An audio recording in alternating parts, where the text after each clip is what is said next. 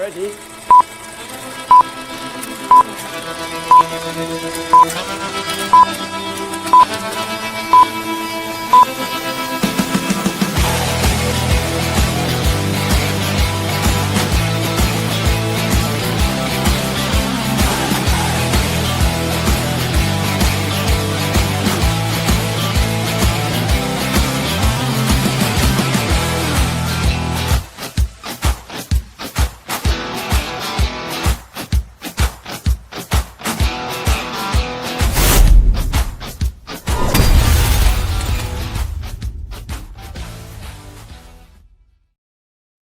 I've been looking forward to this all day long. I'm not even joking. I'm so excited to talk about yesterday. I've been smiling all day. My mood's been great.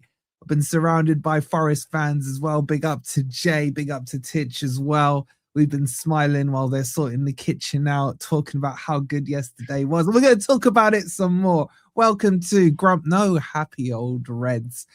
But are we getting too far ahead of ourselves? We'll discuss it all. So make sure you like. There's no excuse for you not to like. Forest smashed Fenerbahce yesterday by 3-0. Make sure you're subscribed if you're new as well. And make sure to check out OK Jerseys where the World Cup shirts are out. And I got both the England ones here. I like this one. It reminds me of Forest. They got the away kit. Lovely. That's what I'll be wearing in the World Cup. And I've had the home kit delivered. If you use code FFTV, you'll get a further 8% off as well.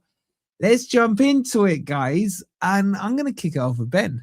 Ben, you were in mourning. Your boy Dyche is gone. And how you feeling after you saw some scintillating football yesterday, mate? I mean, I'll be honest with you. I'm feeling absolutely crap. Oh, what's that on your neck? I've got tonsillitis. So no. I want to see it. How I'm feeling is... I want to see that mark on your neck, that love bite on your neck. It's a tattoo, man. Oh, nice, man. Nice. I'm feeling crap because I've got tonsillitis. So the only thing that could make it better was yesterday. And I don't want to flip-flop early in the stream, but I've decided that I am now officially Dyche out. I thought we have a flip-flop. Everyone changes. Officially, caught a mid-drink. Yeah.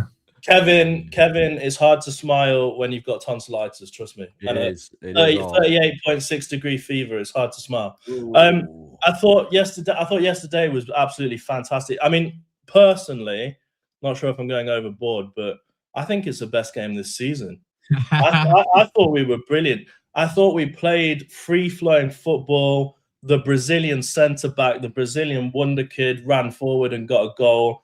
It was fantastic. The players looked like they enjoyed it, and I think that's obviously what they've been missing under Dyche, and that's what we've been missing. I thought it was fantastic. The tactics were spot on. All of the players put in a decent performance. We scored goals again, which is fantastic. We kept a clean sheet. Fenerbahce, don't forget, I think they've lost 3 games in 31 and haven't lost for something like 11 games in a row. So it's not like these guys are a crap team. These are a decent team, a team that people should be scared of really coming up against them. And we made them look crap. I mean, in the first 10 minutes, I think we had 86% possession. So it was fantastic. From the start of the match to the end of the match, I thought it was fantastic. The only thing I do have to call out, of course, to carry on my agenda is I didn't like N'Doye being the first sub.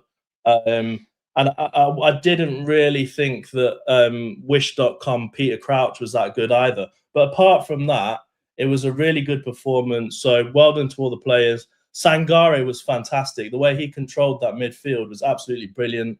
Murillo was brilliant. There's a good 3 or 4 men in the men of the match of the men in there. So yeah, well done to them. And if this is what we're going to see from Pereira going forward, then I'm all for it. I want to see more of this. Let's see how he does against Liverpool, but he can't get much of a better start than that. So yeah, I thought it was fantastic. So well done to the team, well done to the coaching staff, and yeah, long may it continue. I was really impressed by the lineup, to be honest, because I didn't like the idea of a 3-back, not right now, and not with the 3 centre backs that we've got, because I've not seen enough of Jaya Cunha, and I've seen too much of Morato. and I don't think we've got the players for a back three right now. So I'm glad he set up the way he did. It definitely gave us attacking options, and we saw some really inventive play, stuff that we haven't seen for a while. You know, we saw at the peak of our quality play last season when we had those 6 wins in a row, and we haven't seen it since. So we certainly didn't finish the season that way under Nuno, but I was really impressed with it. And you know what, I'm gonna say it. This is when I'm happy that player power worked, because player power got rid of Dyche.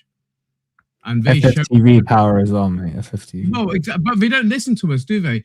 They don't listen to us, mate. Oh, I made it crystal clear, man. I know you did. But they might occasionally listen to Rob, but they don't listen to us, man. Look how long it took them to make that decision. And I was not bothered about the 4-manager hoodoo or voodoo or whatever it is attached to it. But the players showed yesterday that they just want to be able to play football. You know, that showed. The squad that we've assembled was for that type of football that we saw last night, and I don't think it was a flash in the pan. I think this is it. I think the players know what they're capable of, and they've got a manager that's going to give them the ability to do that. But also, I don't think he's given them that many instructions, to be honest. I think he's just basically said, do what you know you can do, and you know, make sure you're in these positions or in that position during those transitions. But the transitional football was fantastic yesterday. We dominated the game. We scored goals when we were on top. They came out with a little bit of a flourish just after half time, and I felt he made a save. I mean, bear in mind there was 2 ex-Man City goalkeepers that out in both goals, and I think our one was the least troubled. Apart from that one opportunity, and I think that would have been offside anyway if he had scored from that. Yeah. But other than that, you know, and then we went straight up the other end and scored that goal and pretty much killed the game. I think we could have got 4 or 5 quite comfortably yesterday. But I was happy with what I saw. There was, you know, players coming short and then clipping the ball over the top, as we saw for the 3rd goal. That was a beautiful move. And Hutchinson was really involved in that. I will talk later on Hudson-Odoi and why he plays the way he does. I know you think he slows up the play, but when he's got open space, if you look at what he did against Wolves to settle that 6-on-1, that was when he had open space. Most of the time, he's got Nico Williams rushing up past him. You know, he doesn't need to be running into the gap. He needs to be trying creating that space and cutting in. But, you know, we can find, I think there is a better spot for him, but I liked how we played yesterday. I loved the energy, and I saw again that when we do play well, when we do win these games, Morgan Gibbs-White is essential in his game. And I caught up with Crypto's comments yesterday throughout the game. Glad I didn't see him live, because I would have told him what I thought of him. But again, you know, if you look back on the performances this season, our best performances or our best wins, certainly, he's been involved in all of them. But going back to what Ben said right at the start, I believe performance-wise, that was the best of the season so far. And I want you to jump in. Yeah, well, I'd go further than that. I mean, I was talking to my brother earlier today, and we were saying exactly the same thing. Not just the best team performance over 90 minutes this season. I think at least the last 3 months of last season as well. We've not seen a performance like that, as exciting and as pleasurable to watch as that for a long time. I mean, you know, we've always said on here that we believe that the squad we have is very, very good, and the only common denominator for the poor results has been management. And I think that shows that we could be onto something there, because I think you're absolutely right. I don't think Pereira needs to overly coach these very talented players.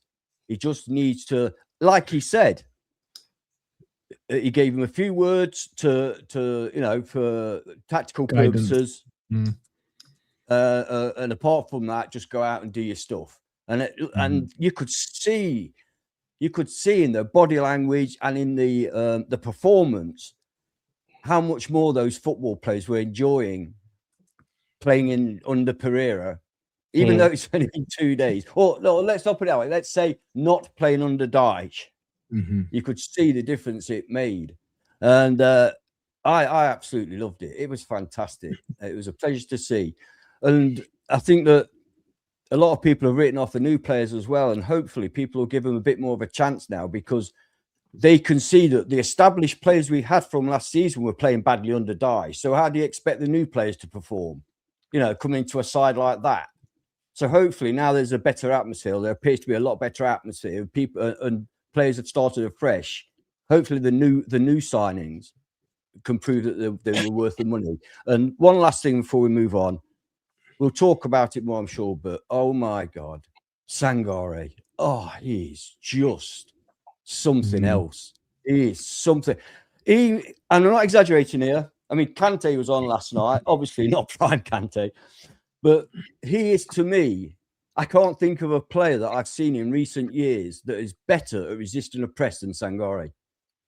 Every time he gets the ball, he'll have 2 or 3 men on him, and he comes out with the ball. It's unbelievable, the press resistance that guy has. And not only that, when he comes out with the ball, he'll then play a beautiful ball forward.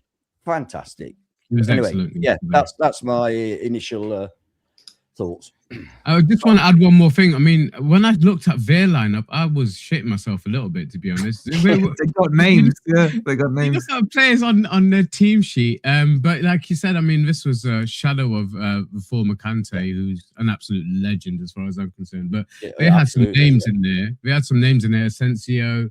I've never been a fan of Guendouzi, but Skriniar, did he get injured? But Guendouzi is bloody annoying. He's always, it's like bloody Robbie Savage, you know what I mean? He's always kicking. I thought he was controlling the midfield for them. He was like their pivot. Yeah.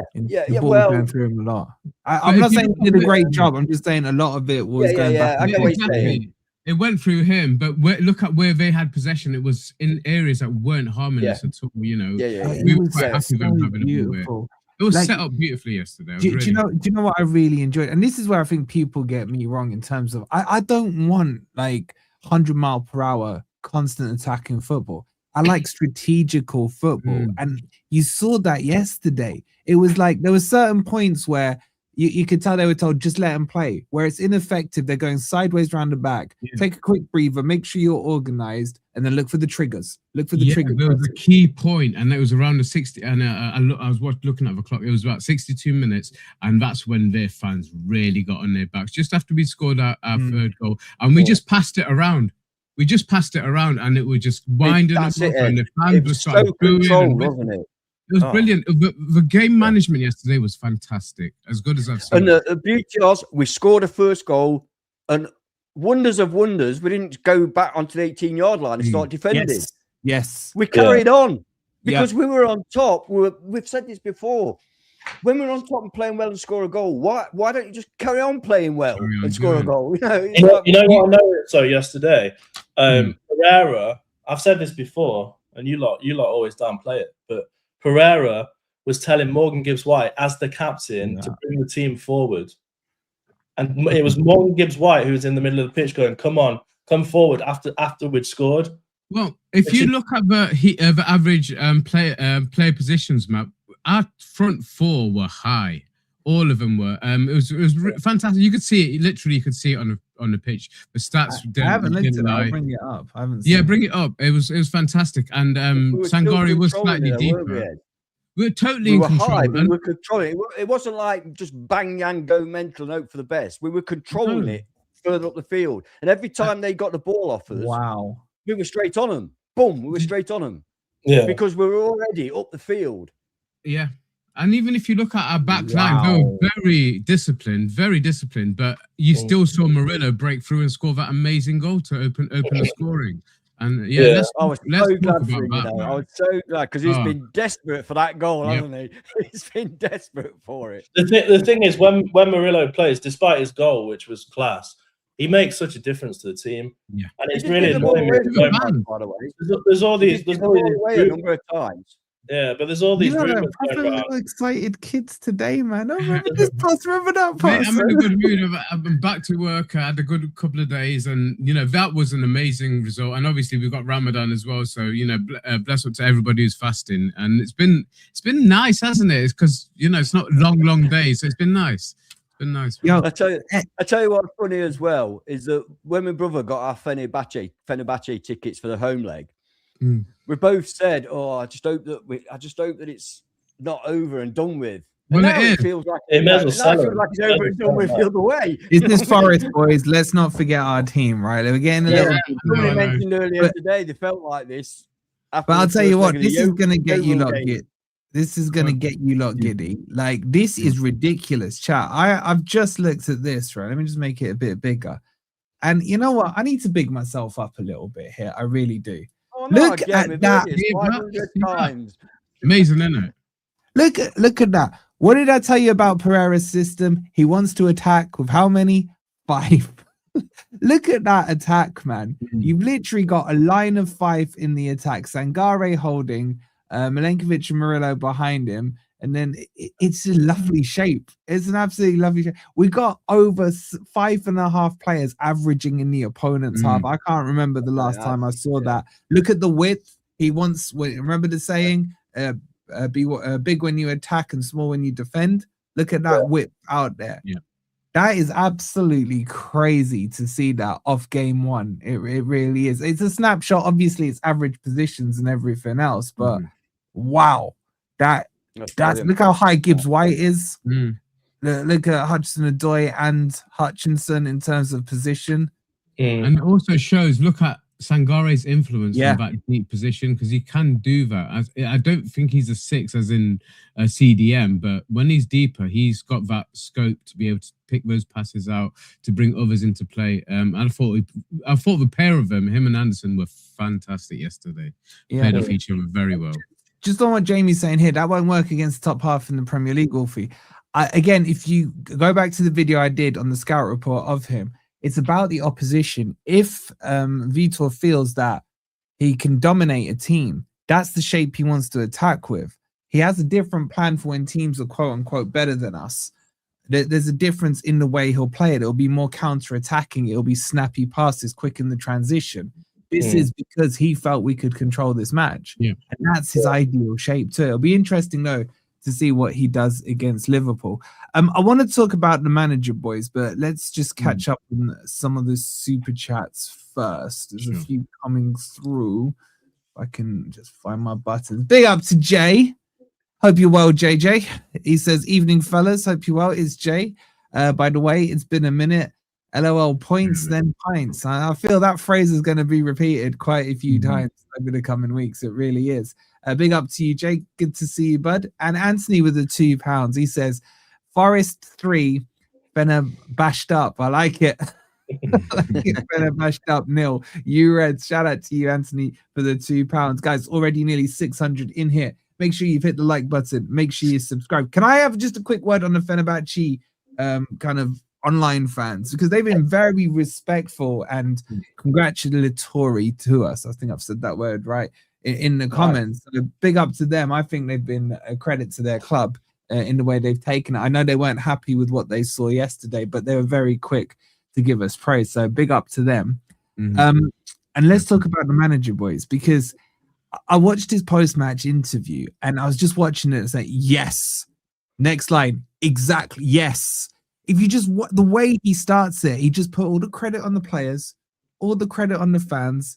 It's nothing to do with me. I'm just the lucky guy who's, was just standing in the dugout, which isn't true, but that's what you want to hear. I didn't have to hear, oh, it's the players' fault if we've lost. Oh, it's my genius because we've won. I just like his balance, boys. I like his balance a lot. I've liked how he's come in, to be honest, from his first interview. And we're all guilty of it, me, you, and especially, we are guilty of living in the past sometimes, and he's not dwelt on Nothing wrong with that. He's not dwelt on that at all. He's come in, he's fully focused. He knows what he needs to do. He spoke to the players, obviously. He obviously knows Marinakis as well. Individual meetings he had with them. Yeah, but he also knows Marinakis very well. They've obviously had some good time together. And he said, I don't think they left on bad. I don't think he left Olympiacos on bad terms. But he's come in and he's meant business. And he's one of those that he'll let the football do the talking for most part, and that's what we want. I'm not sold by this. He gets the club. What does that even mean? What does that mean? I don't care as long as they know.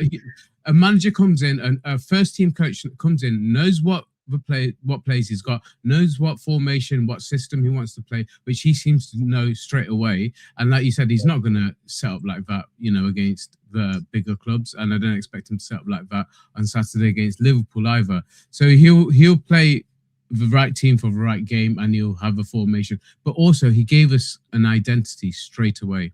And that's what we've lacked all season. Under Nuno, we had an identity. We were a counter-attacking team, until we got found out towards the end of the season, unfortunately. But we had an identity that last season. This season has been it's been chop and change. And like I said, we're at fault for that. Marinakis is at fault for that. And I think he's obviously doing everything he can to fix his mistake. But he has to be the first one to admit that he's made the mistakes going along the way.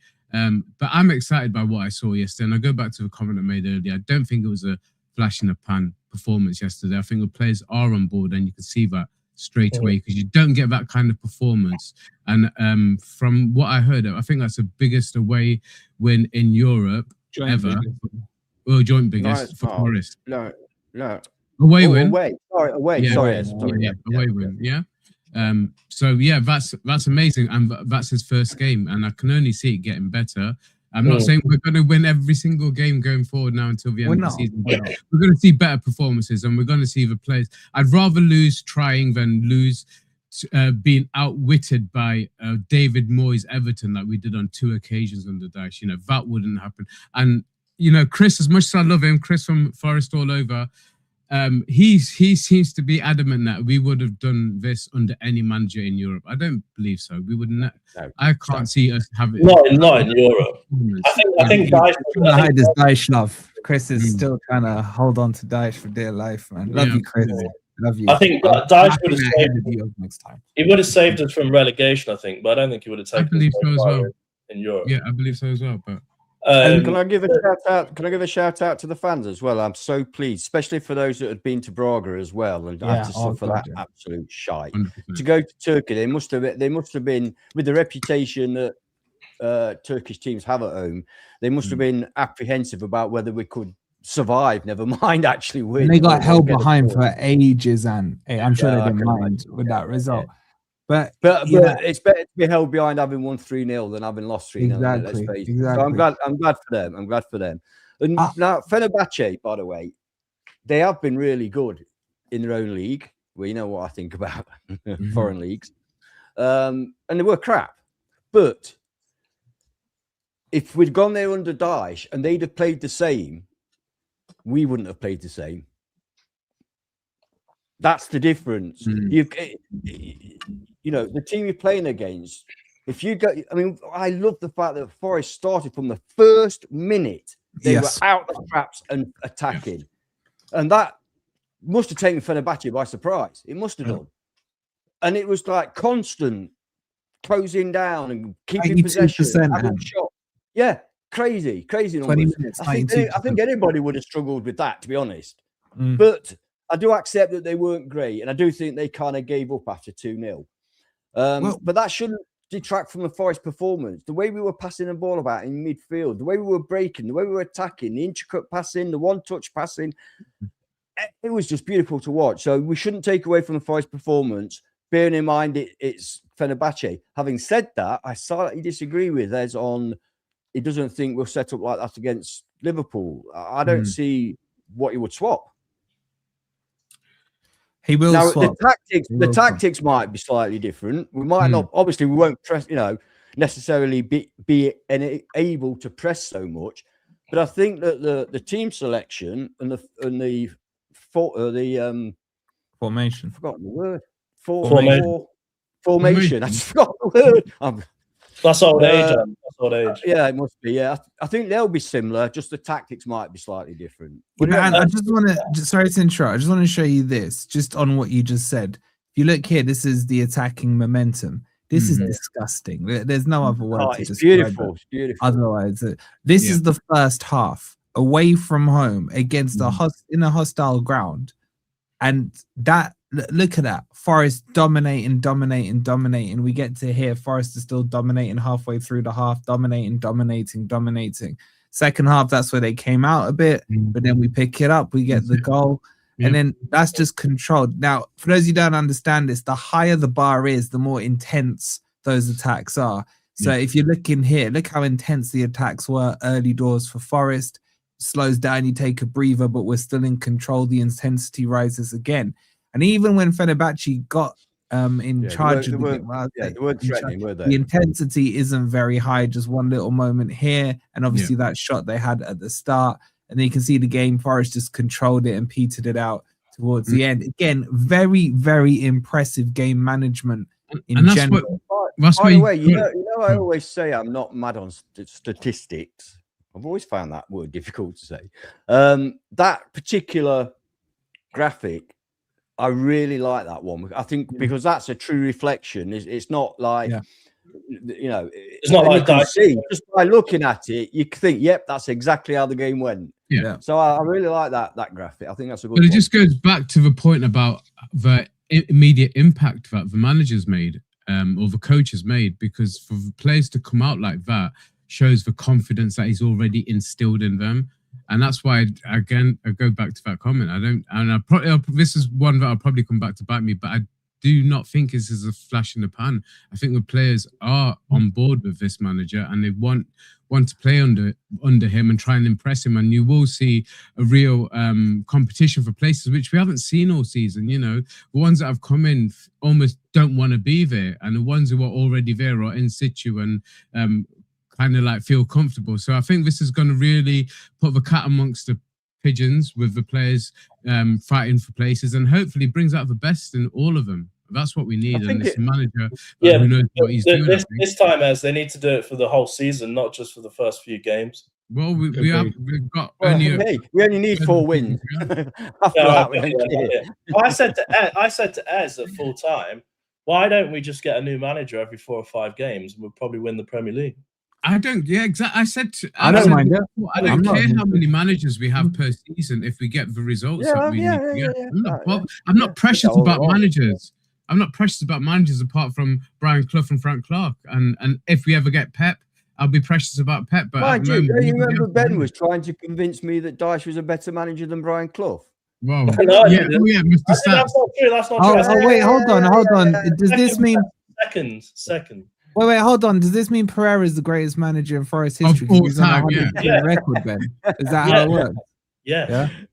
Should I start Listen, tweeting that also, I agree it has something to do with Pereira as the new manager, but I think it's probably 25% Pereira, the new manager, 75% Dyche not being a manager. Correct. I think those players probably were, you know, I was going to say my dog. I've not even got a bloody dog. If anybody had taken over, I think there would have been the performance would have been better.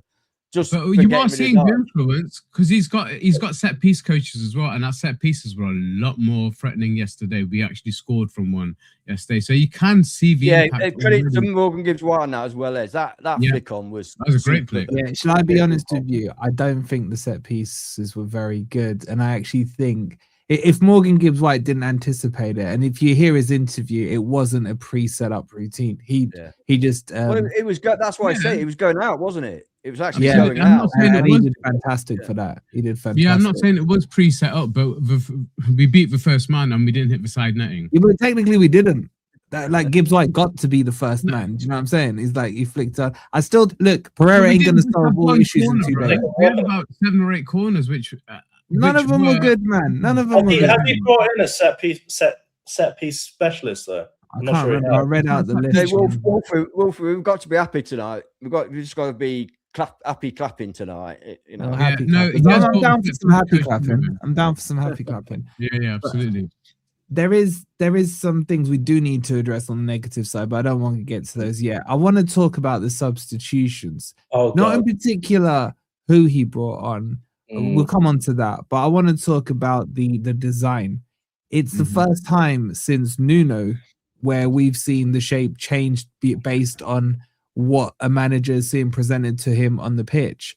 And I was really impressed that he switched to a 4-3-3 and just got some workhorses in there. Look, I'm not Yates's biggest fan, but if you want to slow a game down while you're comfortably in the lead, someone like him is fantastic. Compare him with Dominguez, who's going to do the hard yards, who's going to do the pressing. True. I actually thought, you know what, that is a smart tactical change there. I probably would have gone some of those personnel, but I thought tactically it was very astute. It is, but he did also. I gave up on goals as soon as those subs were made. I thought, look, we're obviously closing the game down, which is fine. He's 3-0 up away from home. That's fine. He did also say in one of his post-match interviews, though, that he brought some of those subs on, being aware that we've got a game on Sunday, and he wanted to keep some of the players fit. But yeah, tactically they were fine. I mean, when he brought N'Doye on, for me, I was basically Pereira out. But apart from that, I thought it was fine. I'm sure he'll soon get to know that N'Doye shouldn't even make the bench. But yeah, have a look at him, Ben. Would you grant him that? Because he is. I think he has got talent. It's just he was playing in a shit team under a shit manager. So just give him a bit of a chance. Let's see. He may improve. Maybe, but I'm not saying he will. Crypto, you could say the same about Luca, and he doesn't really. Will you hold the same energy for Luca, Ant? Yeah, hold the same energy for Luca. Luca look like he's going to improve. I've just had a thought as well. Remember a couple of weeks ago, I threatened not to go to another Forest match until Dyche had gone. Interesting. I'm just wondering just saying, we know they watch the program. Just saying. I'm confused. Are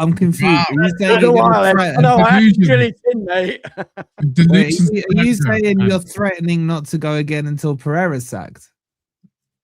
No, what? he's saying I said I wasn't going again until Dyche is gone, and then the following week Dyche is gone, and now I can go back to watching again. He's trying to say they sacked him just so we want Ant back at the stadium. Yeah, I'm sure I want to know. Bloody hell, it's like explaining to a 2-year-old. All right, I want to know this. Have you got your Liverpool tickets back yet? I'm not going to that game now. I've given my ticket away. No, I know, but if you asked him, he'd give it you back, you know. He's a soft. Did you give it to Rob? I couldn't do that. Rob got it. He didn't give it to anybody. He doesn't do that. Oh, yeah. Anyone from the club? No. When I say giving it away, I meant giving it back to the club. But, you know. Yeah, of course, yeah. Oh, yeah, Rob in the club shop. Yeah, I know that guy. Yeah, Rob in the club shop. Rob in the club shop, Not Rob, who's but I have got my Fenerbahçe and Fulham tickets. By the way, I've heard Dyche will be in the crowd for those ones. Yeah. I'm giving it back. In the executive box. Imagine he's in the Trent end and Ant sits down and he looks at him. Oh, for God. No, Nathan said to me, because Nate goes into the nav for Sunday dinner, you know. Sunday, he said to me, what is Dyche coming back in? Because Dyche used to be in there all the time. It'll be Pereira now, man. I wouldn't put it past him, you know. I really wouldn't put it past his ego. I wouldn't put it past him. I wouldn't. Yeah, I mean, he's big friends with the guys, you know, so. Yeah, let's just catch up on these super chats. Over 600 in here. Make sure you hit the like button. If you're smiling, make sure you subscribed as well. Big up to Per, who says he's smiling again. Absolutely, man. Absolutely. I am going to try and bring us down to earth in a minute, but I just want a bit of hysteria. I feel like we've deserved this delusion. Like the stress of this season is absolutely crazy. So I'm glad to hear you smiling. Thank you for the 50. It's almost like oh, no way, man. This is Zane with the 199. Goes, big up Wolfie. Met him today. Top guy. Bro, it's coming out Friday press. And this guy just comes out, yo, Wolfie. And I was like, oh, man, what have I done? I was like, yeah. He goes, I want you, man. He's an Arsenal fan. Shout out to him. I had a chat with him. Oh, I thought, you know what? I thought you meant he met Pereira. No, he met me today, man. I was talking to some guy at the last match, and after talking to him for about 5 minutes, he went, you don't really seem like such a troll in real life. You do it to is that the edited version of what he said? Yeah. I got the same from Zane today. He's like, bro, you love winding those lot up on 12th man, don't you? I'm like, I just tell them what they don't like to hear, man. So big up to you, man. I hope you got home safe. Worse for me, because all the women that see me, they say, God, you look like a fucking ugly old man on the telly, but you're gorgeous in real life. I thought you were gonna say the same in real life, man. In real life. Okay, let's touch on some of the negatives. I want to talk about a negative and a positive. Igor Jesus and Luca at the same time. I felt when Igor Jesus came on, we noticed a huge difference. Massive. Huge difference. You mean when Luca came on? When Igor came off? Did I say on? You said when Igor. Jesus You know came what on. I mean. You know what I mean. But and then I was like, okay, I still want to give this guy a chance. I didn't really want him when we signed him, but I was like, I'm biting my tongue. I'll kind of give him a chance, see how he performs at Forest. Bro, I thought he ruined our attack. If I'm being honest with you, I thought the press disappeared. I thought the link-up play disappeared, and he just looked like his nickname, Pizza Crouch, to me, man. He just, I don't like that style. Sorry, I have to interrupt you there because I've heard this slander many times. Peter Crouch is a bloody good player. No, and you mishearing. He was a bloody good player. Pizza Crouch. That's what we're calling him. Not the thing is, I didn't nickname him that. That's his nickname. What he's saying, he looks like a Pete. No, if he was as good as Peter Crouch, mate, we'd be happy. Trust me. Peter Crouch is crap. I'm sorry. Peter Crouch is crap. The thing is, he was an England international, for God's sake. Luca was clearly brought in to be a Dyche player. And I think we're missing the joke, mate. I think, to be honest, like he was kind of brought in to be a Chris Wood replacement as well. The only thing is, he's about no Chris Wood replacement. I was thinking that earlier, but then I realised that he is a Chris Wood replacement. Just while Chris Wood is injured and can't play football, that's about how good he is at the moment. That's a joke, He's crap. It's crap. No, but that's not what. Yeah, but he's slandering Peter Crouch. I am slandering Peter Crouch, man. Are you? Well, you can piss off then. Yeah, you can piss off. Peter Crouch is crap, man. All he did was this stupid robot. The robot. He scored so many goals. Quality goals, man. Exactly. We haven't seen Luca do the robot yet. He played for Spurs, man. The Italian robot. But going back to Luca, have you seen his career? The goals he's scored and the teams he's played for. Yeah. Are you mad? So, what do you think on your phone I've screen? seen Milan Baros play for big teams, and he's still crap. Doesn't make him good. He only played for one big team. Well, actually, he played for two. See, look, Nicky never gets anything right, but he's right. Thank you, Nicky. Thank you, Nicky. Oh wait, his name. Badass, yeah. I know his name. Badass. Yeah, thank you, Nicky. No, Charlie. Yes. How? All right, he was excellent for England. What did England win while Crouch He was was also up? excellent for Tottenham. He's also excellent for Liverpool. No, he wasn't. And Stoke. Stoke, man. He was great for Stoke. Great goal at Stoke, man. Don't forget that goal, was he man. at Portsmouth as well? He just followed Harry Redknapp around for a bit, didn't he? Did he go to Portsmouth? Yeah, he went to Portsmouth. Yeah. Anyway, I don't care about him. Our issue now is Pizza Crouch. Like, what are we doing with this Pizza Crouch, boys? I went to Portsmouth twice. Because Redknapp went twice. Mate, I haven't seen enough of him, and I don't like when he does play. I don't think the players even look for him. He's a big lump in the box, but they don't seem to try and pick him out for any crosses. I didn't see many crosses coming in when he was on the pitch, and you know what? I mean, I'd still go with my boy Taiwo over him. We don't have I would a million times, mate. Yeah, I mean, he was a Dyche type player brought in, and I don't think he suits this system, and I don't think he's really one to replace Igor Jesus. But Igor Jesus is just getting better and better. But he's not going to be able to play every single minute of every single game. So what happens in that situation? Do we drop to, turn into a false nine formation or what? But as long as he's not playing N'Doye up front, you'd think that Luca would be a better option, but he doesn't seem to be at the moment. And I don't think, like I say, the players are even looking for him. I didn't see any. The thing is, even yesterday, like we got several set pieces, but Jesus was still better when we're taking our set pieces. So it's not even if we needed him there for all the corners we had. Jesus can jump higher than he can. I'm telling you. Yeah. He's like a salmon. Jesus has always been good at bringing the ball down. We started to go a little long when Luca came on, and he didn't win anything. No, he won nothing. And he looked weak as well. Not a shock at a truly Dyche player. I mean, those two are made for each other. The only other negative I had was Hudson-Odoi. Well, and Odoi as well, but I can't bother. I've said one ever. Eds, I know you're like. You got to see with Endo. You got to give him a chance. But No, I'm like you. I'm not. Endo is I'm just hoping.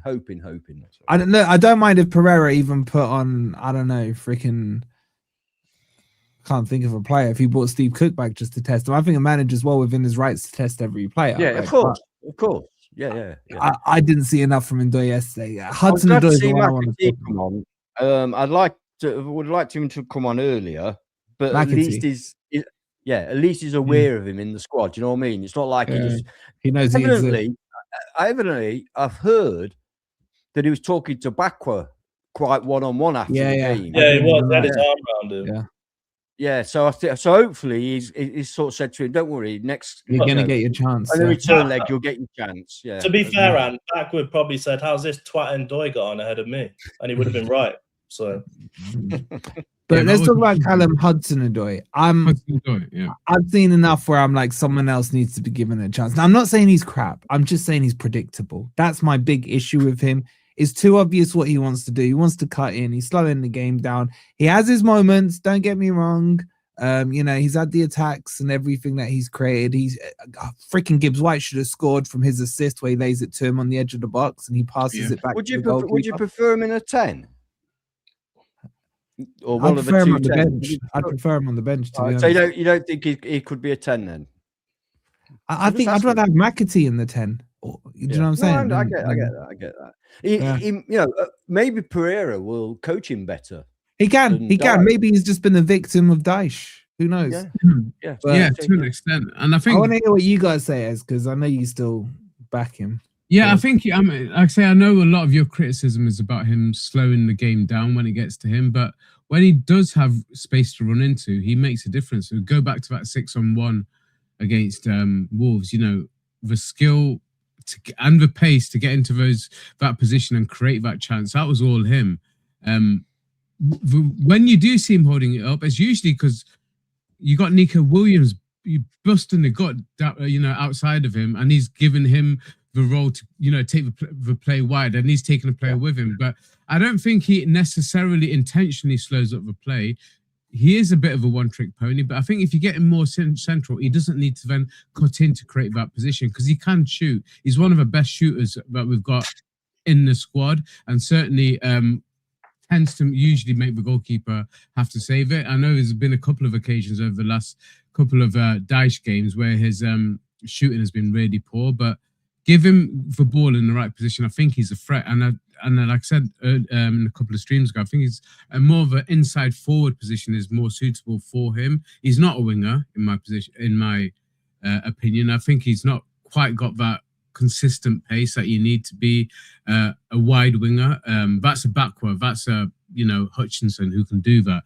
I don't think that's his game. I think the more central role, and there are times when, like you showed in your previews, that he likes to play 2 10s.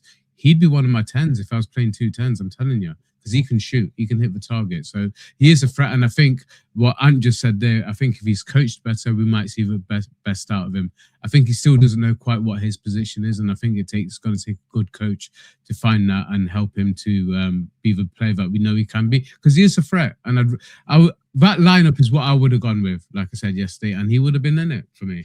I still think what you do. I'm sorry, but Chris, you're doing my head in. Hopefully Matt's watching right now. Matt's watching on delay.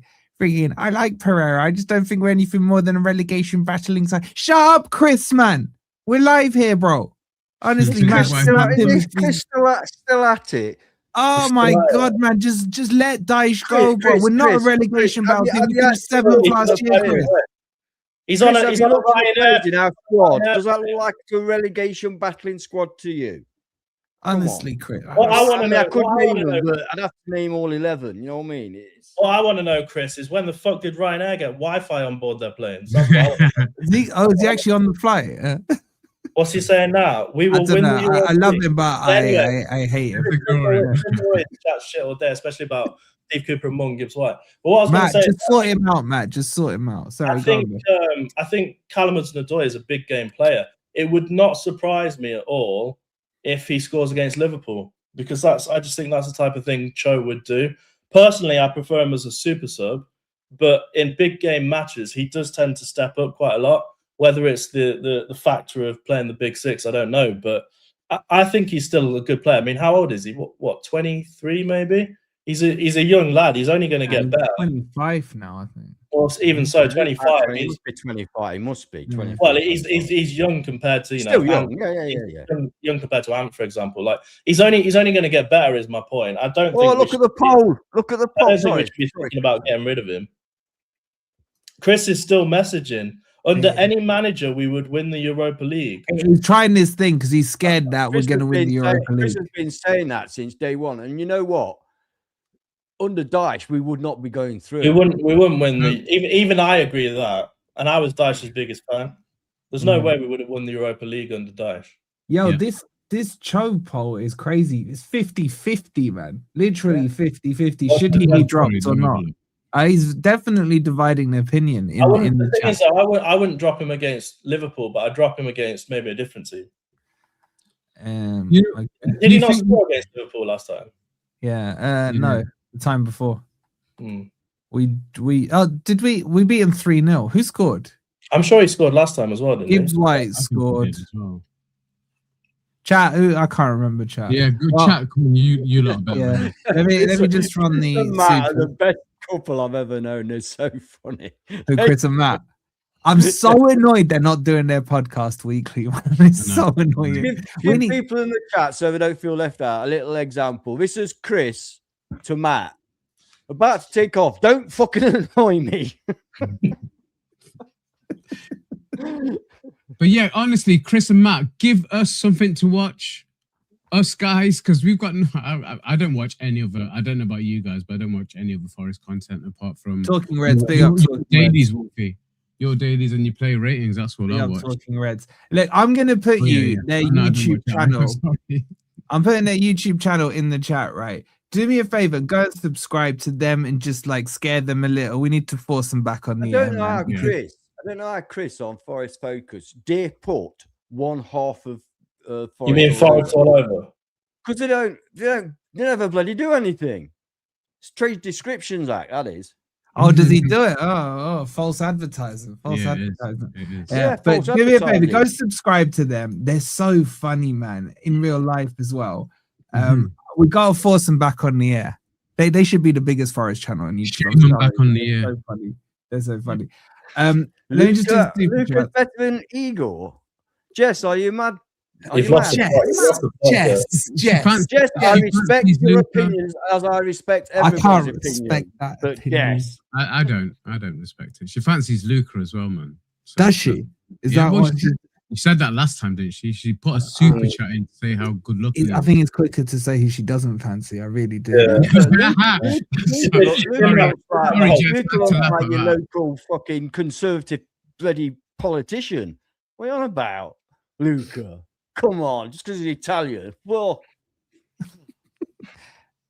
did you like Salenzi, Jess? Oh, she won't be old enough for Salenzi. Yeah, Salenzi was all right. Yeah, that hairstyle, man. That was really the rave back then, wasn't it? Yeah. Big up Jess with another £2. She goes, you used to criticize Wood this way. Give him time. All right. Let me dispel your lies. Okay. I used to criticize Chris Wood when he was crap under who? Cooper. Go and watch the moment Nuno got appointed and who I said I would put up front in Nuno's system, Jess. And I know you know the answer. And I said I would play Chris Wood. So you can thank me, Jess, for Chris Wood being so good under Nuno. So hold that. He always has to go too far, doesn't he? He was spot on with the first half of the sentence. Can you remember how bad he was though under Steve Cooper? But, he was one of the worst. We haven't let Chris. In fact, I'm going to message Chris now. I'm just thinking about Steve Cooper now. Well, I saw Owen putting Cooper in. Yeah. Marcus with the 26 months. Yes, I can't help feeling that sometimes you let your loins overrule your brains. Big up Marcus for the 26 months. And big up Konta Kareem with the 110 Turkish lira, that will be. It says, greetings as a Fenerbahce fan. We played against some very good teams in Europe, but this is the first time I've seen Fenerbahce play so badly. You were really good. You truly deserved it. Bro, Cheers, like I said this at the start of the stream, like honestly, your fan base is brilliant. It really is. They're angry at their team, but at the same time, very respectful to how well we played. So big up to you, man. Yeah. I can't even say I hope you go through because that means we're out. But I hope you win the Turkish league. Sorry. By the way, about 20 years ago, you'll have to tell me. I was in Turkey and I bought my son a Fenerbahçe top with Alex on the back. So if you can remember Alex, you know, Brazilian defender. His son's not even called Alex. He got the wrong name on it. Yeah, I know. Well, the thing is, my son's called Adam, and I thought, and I was thinking, you know, once I'd got it done, I thought, oh, I hope you don't think I've got the wrong name on the back, and I don't know his name. Is that the one who went to Chelsea? That Brazilian Alex, the defender. I think he might have done. I think he might have done. Yeah. Shaven-headed Brazilian one. Yeah, shaven-headed. Yeah. Now, big up to you, bro. That's great, and yeah, I hope you. They were very classy. They were very classy. Okay. We've got a lot more to talk about. I mean, this is a happy clapper stream, so make sure you've hit the likes. Still over 600 in here. How we doing on those likes? Can I just shout out Istanbul as well? I think Marcus has said it in the chat. Istanbul is an amazing city. If you ever do get the chance to go there, one of the greatest cities I've been to. Amazing. And it's got like the old city. The lovely kebabs. Amazing kebabs, mate. I was vegan for a whole year, and then my missus forced me to eat meat, and I'm so glad I did because the kebabs were amazing. And I went there to a proper Turkish barber, and it was a fantastic experience. Pulling my fingers out, burning me tab holes. Oh, it's great. I hate that where they put the thing up the nose. It's horrible. Oh, the wax up the nose. Yeah, the wax up the nose. And they pull it down. I can't say I've ever had that. That sounds crazy, man. I was going to say, no, but the thing with Istanbul, they really pump you. I don't like it. You know when they put the steaming hot towel on your head? I hate that as well, man. On your head, it must be a huge towel, mate. Fucking beach towel over my head. What I will say, it is exactly this because it's a really unique country, isn't it? It's part Asia, part Europe. Like 3% of it is in Europe. And then within Istanbul, you've got the old city, and then you got Taksim as well. So if you want just historical, Bazaar is an experience, but just don't get dragged into any of the shops. Just stay on the main street. Oh no! Don't even look. Don't even look. Don't make eye contact. But I like Taksim, man. Taksim was really nice. It's a bit hilly though. Bit hilly. Yeah, Taksim Square. Yeah. Another 110 from our Fenerbahce mate Kareem. He says, "I hope you stay in the league this year. We know Forest is a very established team. There are lots of fans supporting you in Turkey. Come on, you Reds! Big up to you, man. Big up to you. You go and slap that league, man. You go and win that Turkish league this season. Yeah. Get that done, mate. Yeah. Bloody Galatasaray, fuck them. A lot of you are asking, do away goals count? There are no more away goals in European matches. It's just... and I know you said, it's Forest, but it's a 90% chance we're going to get through. You know, there is still that 10%, but they'd have to score. They'd have to beat us by 4 goals. I put it like this: there's a non-zero chance of them getting through, but I'm not going any higher than that. Big up to James as well, becoming a new member. Shout out to you, James. Okay, can we talk about a player that really needs a lot of praise? Can anyone guess who I'm talking about? I think you're gonna say the goalie. The goalie was brilliant. The goalie was brilliant. Pereira. I think it's named Milenkovic. Sangaré. Sangaré. How good is Sangaré? I thought yesterday. Do you guys watch Forest Focus? We watch everyone, bro. Like, and we are mates. Me and Matt get on really well. Me and Matt and Chris get on really well. Me and Greg get on. Me and Rich. Shout out to all of those. There's no beef in the Forest. I get on with everyone. I just don't watch everyone. Obviously, we don't have time to watch them religiously. To be fair, subscribe to them all. Ed doesn't even watch the second half of the matches, so no, mate. Not He does now. Sangaré yesterday was fantastic. He was basically Zinedine Zidane. He's brilliant, and he's in Europa football, especially. I only say that to wind you up.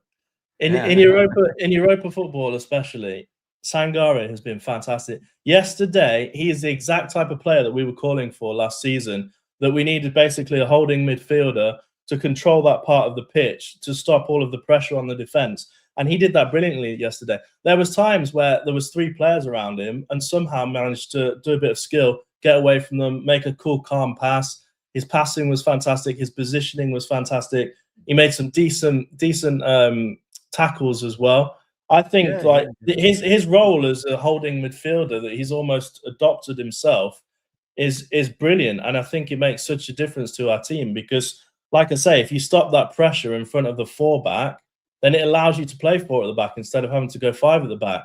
Because he's effectively, I would say, in the Europa League especially, I'd say he's one of the best CDMs in the league. And I think he's brilliant. And he only gets better. And I think all of us were consistent on this channel, shouting Sangaré's name from the roof since day one. And he got a lot of hate. He got a lot of hate. Nearly 90% of the fan base wanted him gone. And he's now proving to everyone what a brilliant player he is. And I think he will only get better. And he deserves to start every game for me. So maybe for you guys who aren't OGs in the chat, I've just dug this up. This is going to be fun. So this is the moment Forest signed Sangaré. And this was us on stream. Let's see. I haven't seen this since it's happened, right? It's 2 minutes long. It's big up size there as well. Big up Dino, big up Lim. And with no beard. And with no beard. Let me just show you guys this.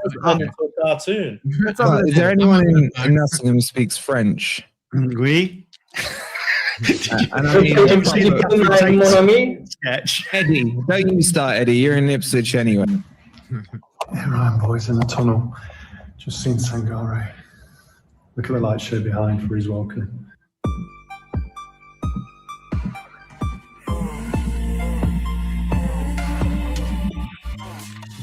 It took him 2.5 years to get good. One of our proudest moments, man. Honestly, I tell you what, Lisbon boy. This don't ruin it. I can't remember this. He's lost weight since then, you know. I don't mean Sangaré.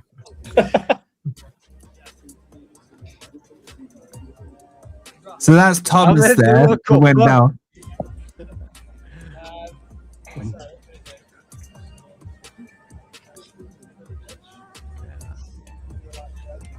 Do you think there are any Forest fans left who actually doubt his talent? No, not anymore. Only for haters, man. Oh, I know one. Rob. I bet you Rob doubts. I bet you.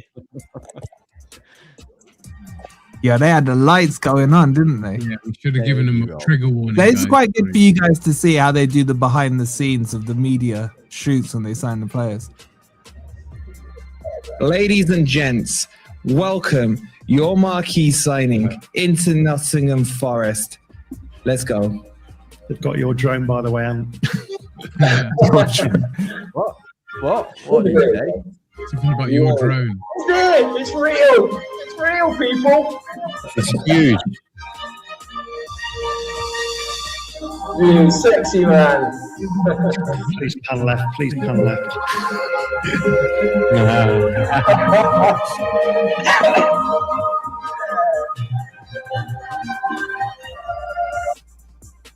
Wow. Dino, was that the light bouncing off your head, Dino?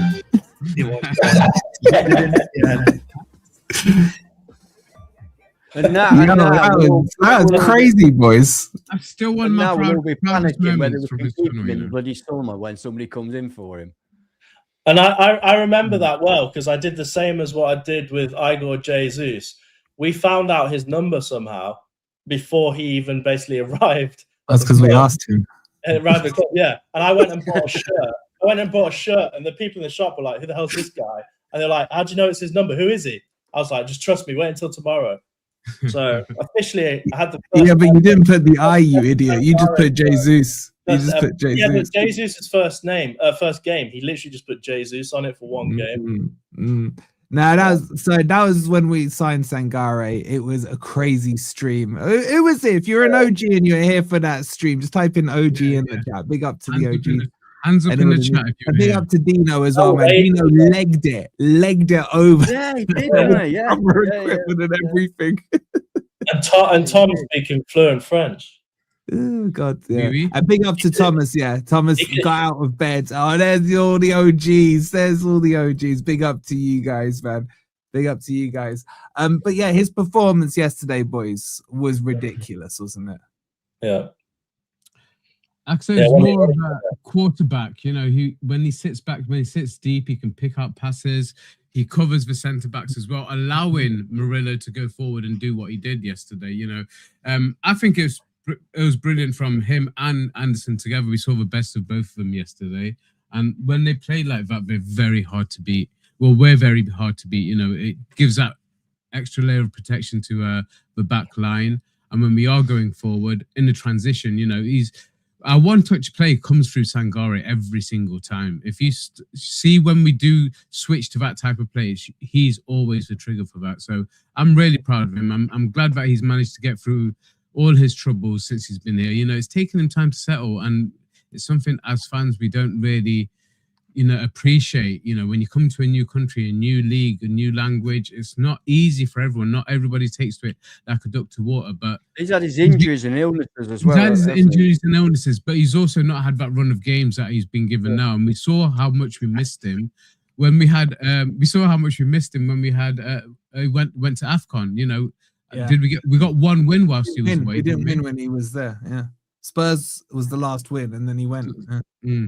So yeah, he's a fantastic player. Yeah, he and we're signed seeing off with that fantastic amazing goal, yeah, didn't he? yeah, And he was calling for the ball a few times yesterday, especially once we were 3-0 up. And I fancied him to get one yesterday. I did. Yeah, that would have really topped it off. But, yeah, I'm really happy with him. I'm really happy. Just got to keep. Have you him noticed fit. he's smiling a lot more as well as he's smiling? Yeah. He looks happy, Yeah. doesn't he? Did you see his video with Einar on the bus?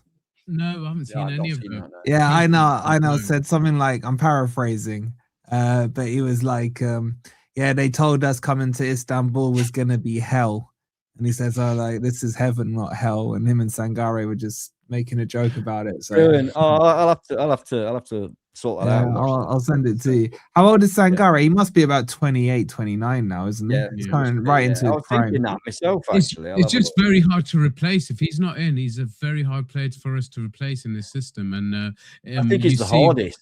He is the hardest to replace, and you see that makes Anderson play a lot deeper. And when we don't see the best of him, because yesterday his positioning was fantastic as well. I say we played off each other really well. That was it. Welcome to hell, more like heaven. He's 28. He's 28, but he's not 29 until December. So he's just 28. Yeah. So he's 30 next year. Yeah, basically, yeah. The other one I want to talk about, I was really impressed with Ortega. Like, he for me feels like the first keeper we've had since we've been back in the Premier League who has really good ball distribution in terms of his passing. I thought his passing was sensational yesterday. He's calm on the ball. That's the main thing. He's calm. The ball comes to him, and even if it's quite hard, he's pretty calm on it. Great game. Yeah, sorry, Ez. No, I was just going to say, does that just not go to show it's down to what the manager's telling you? Because he looked like, I don't know what we'd signed when his first couple of games. That first goal he conceded, it's like, where was he? He was left stranded in no man's land. He wasn't coming or staying on his line. And he looked like a liability in his first couple of games. But yesterday, you're right, it was absolutely fantastic. Kept the ball moving, knows how to play that system because that's what he played at City under Pep. And if we are to persist with this style of play under our new manager, then I think, it might be hard for ourselves to get back in. Yeah, well, the thing is, you don't play for Pep unless you can play with your feet. Simple as that. So, and he played quite a bit for Pep last season. Edison was out quite, and he played quite a bit. He won in the league against I was always impressed with him. Always impressed with him. If only we could say the same about McAtee, hey? Yeah, but a lot of you were calling him out after the was it Leeds? Was it Leeds he played? He was awful, bro. Yeah, but a lot wrote him off, and I was saying just chill. A lot just chill. I couldn't understand that because, like I say, you'd seen him play previously with Man City. You knew he was a good goalkeeper. So why get on his back after one bad game? his I first don't game. think anyone wrote him off. We just compared him to Matt Turner, which was a fair assessment for that game. But yeah, it's down to the I think the a manager's number of people instructions. wrote him. I'm not saying you did, Ben, but I think Ben might have been one of those I people. mean, Rob, I'm sure it probably was. flip flops that much. He's always going to be right and wrong, isn't he? I think the exact words from Rob were "bring back John Victor." So. Yeah. Yo, Patch Adams, Sizel was in the chat. Si needs to get back on. I need him and Ant in the same debate, man.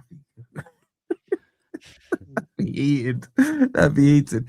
But he was brilliant. But do you get what I'm saying about the playing from fit? Like, I rate Sells. By the way, Sells is not in the Europa League squad. Just FYI, boys. He's injured. Yeah, Isn't he? for Ortega. What? So Sells what? Well, you didn't know that? No.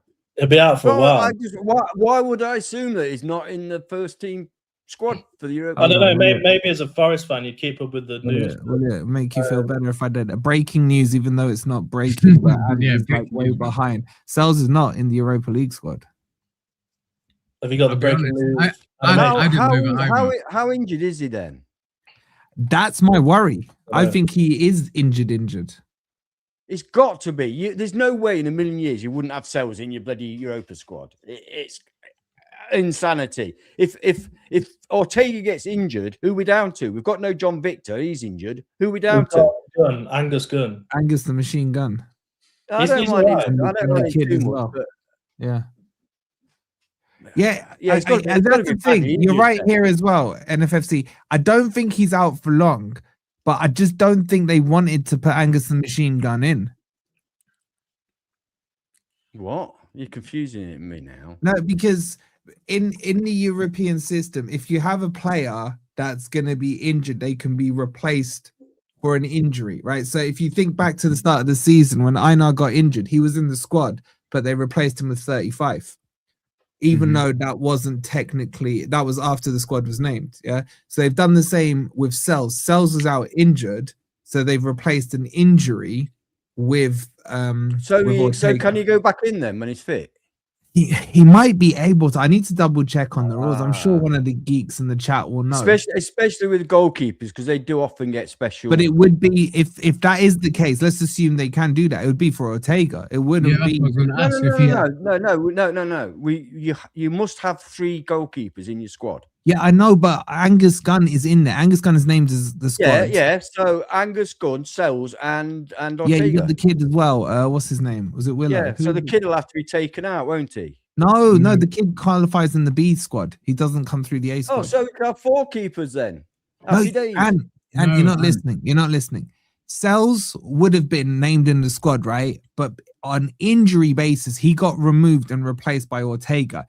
If you can't, Bot, that's it. That's the one I was thinking of. So Bot's in there as well. Aaron Bot. Yeah.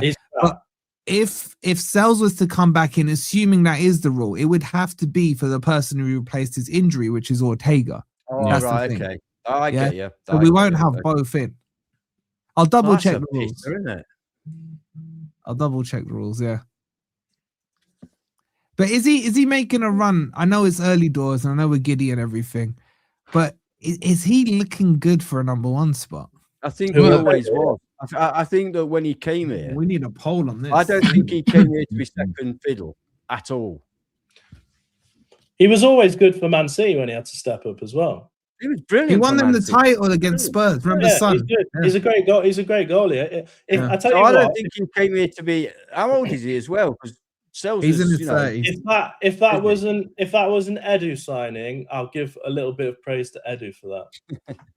but then that gets removed because of Luca. Yeah, but that was for Dyche, isn't it? Exactly. Yeah, Luca's only alone. That's fine. Let's not worry about that. And he was definitely brought in for Dyche. I think we can safely say that. A little token loan, isn't it? Actually, whoever decided to sell Cali Muendo, dead to me. Absolutely I'd dead. love him back, man. Player of the month, banging goals in. It's crazy. Nick, I knew it'd be Jeff. I knew it'd be Jeff. It'd come up with that one. Not bad. Not bad. Ben's looking at it thinking I should have thought of that. At the moment, though, this is dead even. 44 saying Sells, 44 saying Ortega. Ez, which way would you swing on this keeper? Let's assume they're all fit. Say they're both fit for Liverpool. Who would you pick? Obviously, they're not, but hypothetically.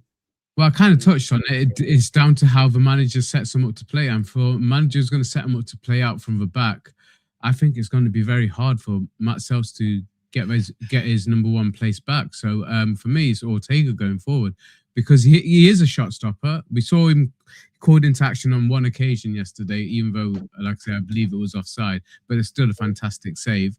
And his distribution is better than Matt Turner's, no doubt about it. Matt Turner was forced to play long a lot of the time, and in the first couple of games for Ortega, that was the case as well, and that's not what he's best at. But ask him to distribute the ball and keep the momentum of the game going, keep the tempo up. That's what he's going to be good at. And yeah, like I say, for me, he's number one at the moment, and it's going to be very hard for Matt Sells to regain his number one spot. This is key, boys. What D says here, and I couldn't agree more with it. Ortega can start the attacks, and you saw that yesterday. And as I think you were saying, and under pressure, he's very calm and just found the right pass and everything. That's Pep ball. Not that Sells is that bad. I mean, Sells is a year older, by the way. Sells is 34. Sells is a better shot stopper in about 6 days. Yeah. I don't know about that. I've seen Ortega do some fantastic saves. To be honest with you, I think they're very, very even. And for me, I would be tempted to keep with Ortega, but I wouldn't be in the slightest upset if Sells was back in for the league game, and Ortega was more of a cup man, a Europa man. You would not. Honestly, I can't split them. I know that's it's not like me to sit on the fence, but I can't. I don't like switching out goalkeepers just because of the back four, back five. No, I get that, but kind of dynamic. A lot of teams do have cup goalkeepers, though, don't they? Yeah, I understand, but I don't think we're quite. I'd stick with Ortega. I think he's doing fine. And we've got to anyway because Matt Sells is I'm tempted to agree, Ben. I'm tempted to say whoever's got the shirt keeps the shirt until their form isn't good enough. See, the thing yesterday, which I've been saying for ages, is play your best team in Europa as well. Why do we have to play a B team in Europa? We don't. Play your best team. Play your best team. Go 3-0 up, and then if you want to save tired legs, get them off in the 60th minute. Don't play your B team for 60 minutes and then crap yourself. Oh, now we need to get out, because then they're going to have to try double as hard in 30 minutes. And then they're going to be tired anyway. So play your best team from the start, go a few goals up, and then start thinking about bringing the crappers like Odoi on. Where's he from? Is he German? Ortega. Who? He's Spanish, isn't he? Spanish. Ortega. I thought he was Argentinian. I think he's German. Might be right. You guys look really educated on this panel. He is German. Yes. Well, he doesn't look German, does he? Ortega, how could he be anything but? I don't sound German to me. He was Hispanic. Yeah, you guys are just such a poor panel of football, man. I got so lucky there. I can't lie, man. No.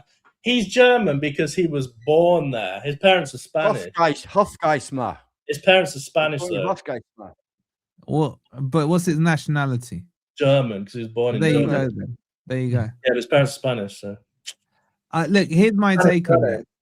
I don't think Sells is. How can I describe this? I don't think Sells has been allowed to show us his distribution because every manager he's been under has been long ball FC. Even Nuno. Let's be real. Yeah, but Ortega, I know his distribution is very good. So and I think he's a decent enough shot stopper as well. So on that premise, not because I think Sells is worse or he's better. I just think he's kind of proven on all those facets you want as a goalkeeper. So I'd lean towards Ortega. Or would you do what Ant suggested? And if Sells was fit, have your cup goalkeeper and your league goalkeeper? Would you do that? I don't think you need to rotate a goalkeeper, bro. No, I don't think so either. I like you only rotate goalkeepers, in my opinion, to give the other goalkeeper a chance. Yeah, you're only doing that just to keep him sweet, aren't you? Yeah, you're just keeping him sweet. You're just keeping the goalkeeper sweet by doing that, aren't you? Yeah. But look, overall, I've got very, very little complaints about yesterday, man. I thought we were fantastic. But before we get your closing thoughts, let's get these super chats done. Big up to James. I think we've done that, becoming a new member. Shout out to Jess with the £5. She goes, Igor, 25 Premier League appearances, 2 goals. This is one of Ben's stats. Sorry. You know what, Jess? It would have looked more impactful if you said Igor, Premier League appearances, 2 goals, 25 games, and you put Chris Wood, Premier League appearances, 2 or whatever it was, and 2 goals. So there you go, Jess. Like that, like re-edit that and then come back to me with your boy Chris Wood. That's what's known as a Ben stat. That is. Thank you for the £5. Here's a proper OG, man, from back in the days. This is me and him in the chat. Indeed, big up to he you is. For the 42 months, you absolute legends. More OGs here. Jordan Smith with the happy 3-year anniversary. Hope you're well, Jordan. And yeah, another OG, Dean. 40. With the 40, Dino. What are you saying, Dino? Full OG, man. Look how young man back then. Yeah. Big up to you guys. Make sure you like, make sure you subscribed. Quick look ahead to Liverpool, boys. I don't think we're. Can we get giddy about Liverpool or? Yes. Reality check. I mean, their form's picking up slightly. The performances have had not so much results. Liverpool of old, are they? Let's be honest. They've had a lot of very poor results. We beat them 3-0 at Anfield, for God's sake. They're not the superpower they was. They've got good players. If they're not on it on their day, and we are, we can beat them. I'd put it this way: if Liverpool went to Fenerbahce yesterday, I don't think Liverpool would have beat Fenerbahce 3-0. No way. So what's your point? One sec. My dog's going back. Yeah, I've got an auntie in Bulwell. Go on, Ed. What are you saying? You hate Liverpool, man. I hate Liverpool, and I am confident about it. What Sunday, isn't it? Sunday afternoon we're playing. Sunday too, yeah. Yeah, I'm confident that we'll put in a performance. You know, I know they've had a little bit of a uprising performances and results, but I still think that we've been a threat to them since we come back into the Premier League. I think each season we've actually had at least 1 win against them. So they haven't had it all their own way, which is exactly how I like it.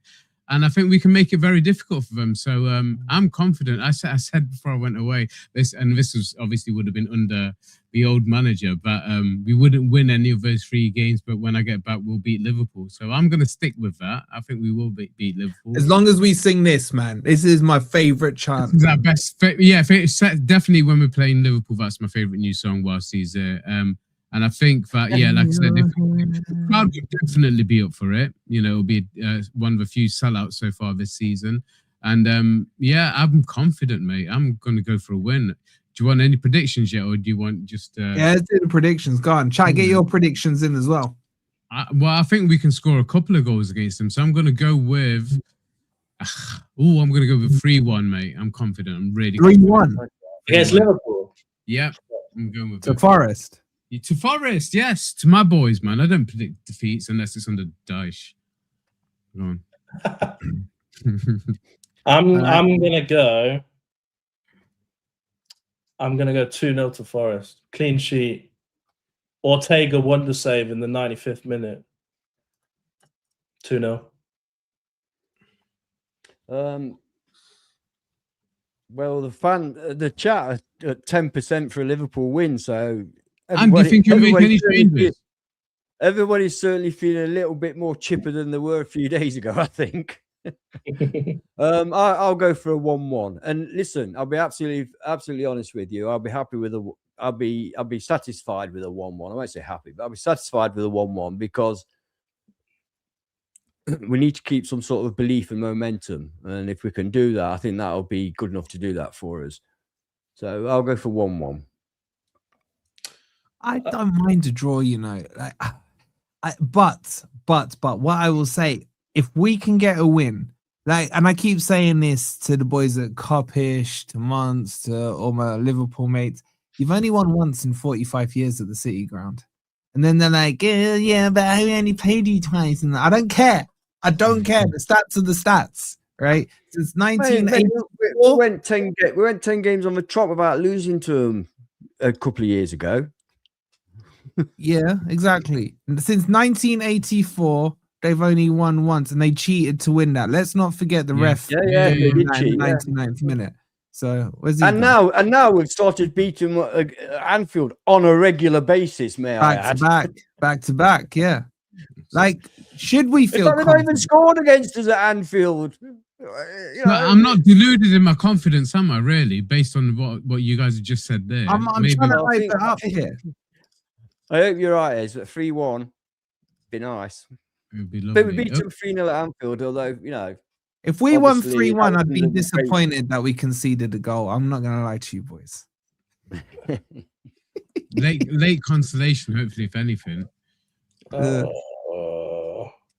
Hey Benny, you bringing that up? I'm trying. No, have you already sorted the redirect? Have you already done some stuff with Kopish and the others? And is that I haven't been able to with my renovations going on, man. Mate, it's virtually incommunicado at the moment.